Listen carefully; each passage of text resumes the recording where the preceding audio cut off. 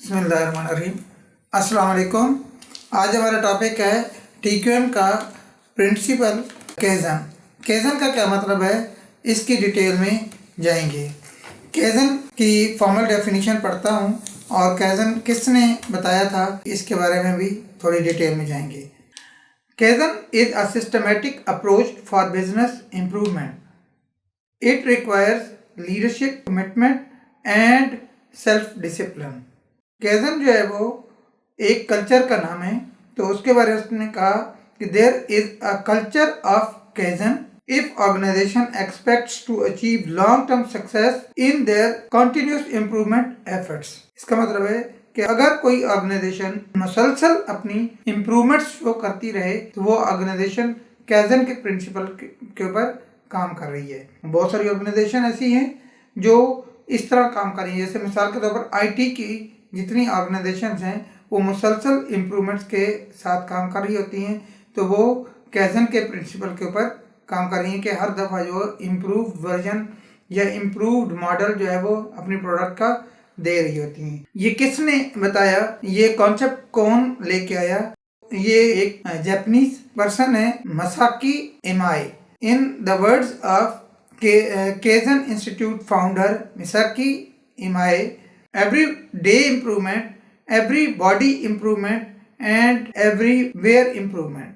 इसमें 3 बातें उसने की हैं। एक बात ये की है कि हर रोज़ इम्प्रूवमेंट लेके आनी है, और number 2, every person need to contribute in improvements. और फिर हर ऑर्गेनाइजेशन के हर हिस्से में, हर कोने में इम्प्रूवमेंट आए। तो इसकी सेकंड स्लाइड में मैंने इसकी थोड़ी सी एक डिटेल बताई है। इसमें 5 प्रिंसिपल बताए हैं कि ये कैसे जो है वो चेंजेस लेके आए। काइज़न का जो वर्ड है वो 2 वर्ड से मिलकर बना हुआ है। दोनों का मतलब ये है कि एक अच्छी चेंज लेके आना। काय का मतलब है चेंज और जन का मतलब है गुड चेंज लेके आना। अब ये गुड चेंज कैसे लेके आनी होती है, तो उसमें इसके 5 स्टेप्स हैं जिनके ज़रिए ये चेंज लाई जाती है। मिसाल के तौर पर नंबर 1 ये है कि कौन कौन सी ऐसी चीज़ें हैं जिनको इम्प्रूव करने की ज़रूरत है, तो उसको कहते हैं आइडेंटिफाई द प्रॉब्लम। तो सबसे पहले कि प्रॉब्लम आइडेंटिफाई करो कि कौन कौन से एरियाज़ हैं, कौन कौन सी जगह हैं, कौन कौन सी चीज़ें हैं, एक्टिविटीज़ हैं, डिपार्टमेंट्स हैं जिनमें इम्प्रूवमेंट की ज़रूरत है। Number 2, analyse the problem. फिर ये कि ये कौन कौन सी वजूहात हैं, रीज़न हैं जिनकी वजह से ये चेंज लाजमी है, ये एक कुछ इम्प्रूवमेंट की ज़रूरत है। वो कौन सी रीजंस हैं? मिसाल के तौर पर आपका जो सॉफ्टवेयर है वो पुराना हो गया है, ओल्ड एज हो गया है, और आपका जो है वो ऑफलाइन सॉफ्टवेयर है, या कोई ऐसा एक्टिविटी जिसमें कनेक्टिविटी का इशू आ रहा है, या कोई ऐसा काम जिसमें जो है वो प्रॉब्लम हो जाती है और आपकी रुकावटें आती हैं, या कोई अगर प्रोडक्शन के अंदर कोई ऐसा काम जिसकी वजह से आपको बार बार आपकी कॉस्ट बढ़ जाती है और आपको मुश्किलात का सामना करना पड़ता है, या मशीन्स ऐसी हैं जो मेंटेनेंस ज़्यादा रिक्वायर कर रही हैं, या कोई ऐसे काम, तो ऐसे तमाम काम को क्या करना है, एनालाइज करना है कि कौन सी रीज़न्स हैं जिनकी वजह से इन चीज़ों में चेंज बहुत ज़रूरी हो गई है, नेसेसरी हो गई है, जिसकी वजह से हमें ये चेंजेस करनी पड़ रही हैं। फिर उसके बाद कि उसके सोल्यूशन डेवलप द सोल्यूशन, यानी कि उसके बारे में कि आप इसको चेंज कैसे करना है, इसके अंदर कौन सी चेंजेस लेके आ जाएं तो हमारी जो है वो एफिशिएंसी, प्रोडक्टिविटी इम्प्रूव हो जाएगी। तो ये चीज़ जो है वो डेवलप करना। मिसाल के तौर पर अगर कोई एक मशीन है मुसलसल ख़राब होती है, बार बार ख़राब होती है, तो इसके बदलने की ज़रूरत है। तो आप वो मशीन जब बदलने का सोल्यूशन लेके आएंगे कि ये कहाँ से लाएं, तो वो ऑप्शन देखेंगे कि ये मशीन का जो मुतबादिल है, जो परफेक्ट मुतबादिल है, और इसका जो है वो चेंजेस जो है वो इस मशीन के अंदर अगर ऐसी ऐसी कर ली जाएँ, या इस मशीन को रिप्लेस करके दूसरी मशीन लगा दी जाए, तो फिर क्या है, इसके अंदर इम्प्रूवमेंट आ जाएगी इस एक्टिविटी में। तो ये क्या कहलाएगा, आप सोल्यूशन जो है वो अडॉप्ट कर रहे हैं, या सोल्यूशन जो है वो निकाल रहे हैं और सोल्यूशन को इम्प्लीमेंट करवाने जा रहे हैं। तो ये सोल्यूशन डेवलप करना, निकालना और सोल्यूशंस के ऊपर काम करने का नाम है डेवलप द सोल्यूशन।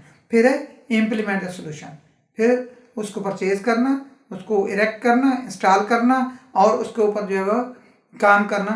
तो ये क्या है, इम्प्लीमेंट द सोल्यूशन। और फिर उसके बाद सबसे आखिर पे हर एक्टिविटी या हर जो प्रोसेस होता है उसका एक प्रोसीजर होता है कि आप रिव्यू करें कि क्या उस जो एक्टिविटी के अंदर हम चेंज लेके आए उसकी वजह से ऑर्गेनाइजेशन की परफॉर्मेंस के अंदर, प्रोडक्ट की परफॉर्मेंस के अंदर, प्रोडक्ट की क्वालिटी के अंदर क्या गुड चेंज आई है कि नहीं आई। तो ये चीज़ जो है वो चेक करने का नाम क्या कहते हैं, रिव्यू या मॉनिटरिंग।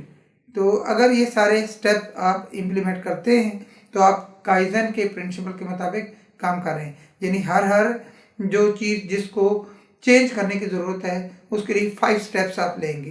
पहला ये कि प्रॉब्लम आइडेंटिफाई करें, क्या रीज़न है, क्या वजह है जिसकी वजह से उसको चेंज करना ज़रूरी हो गया है, और उसके अंदर प्रॉब्लम एनालाइज करें और उसके बाद सोल्यूशन दें कि कौन सी इसका मुतबादिल है या इस एक्टिविटी को कैसे किया जा सकता है, कौन सी चेंज लाई जा सकती है, और फिर उसके बाद वो चेंज लाई जाए और इम्प्लीमेंट किया जाए। और फिर उसके बाद चेक किया जाए कि ये ऑर्गेनाइजेशन के अंदर जो चेंज आई या एक्टिविटी के अंदर जो चेंज आई, डिपार्टमेंट के अंदर जो चेंज आई, उसकी वजह से हमारी जो एफिशिएंसी है, प्रोडक्टिविटी है और जो प्रोडक्ट की क्वालिटी है वो इम्प्रूव हो गई कि नहीं। तो ये TQM का जो प्रिंसिपल है वो ये कहता है कि आप अपने ऑर्गेनाइजेशन के अंदर वो जो एक्टिविटीज़ स्टेप्स हैं उनको तब्दील करें और इम्प्रूव कर लें, और हर रोज़ करें, हर पर्सन करे और हर जगह पे की जाए। तो ये काइजन का प्रिंसिपल इम्प्लीमेंट हो जाएगा, और काइजन के प्रिंसिपल इम्प्लीमेंट होने से TQM इम्प्लीमेंट हो जाएगी। तो इस तरह यानी कि ये ऑर्गेनाइजेशन आपकी TQM का जो चौथा असूल है उसके मुताबिक काम कर रही होगी। तो इस तरह ये हमारे जो 4 टूल्स हमने डिस्कस किए थे, पहला टूल था क्वालिटी सर्कल का, दूसरा 5S प्रैक्टिस का, तीसरा 6 सिग्मा का, और ये चौथा काइजन का प्रिंसिपल है। ये अगर आप इम्प्लीमेंट कर दें, अगर आप अकेले में कोई एक कर लें या इनको मिक्स करके इकट्ठे करें या 2 या 3 अडॉप्ट कर लें तो आपकी ऑर्गेनाइजेशन TQM के असूलों के मुताबिक काम कर रही होगी। विद दिस ये हमारा TQM टूल्स का टॉपिक कंप्लीट हुआ। तो इंशाल्लाह नेक्स्ट हम लीन प्रोडक्शन के टॉपिक के साथ आएंगे। बहुत बहुत शुक्रिया, थैंक यू, अल्लाह हाफिज़।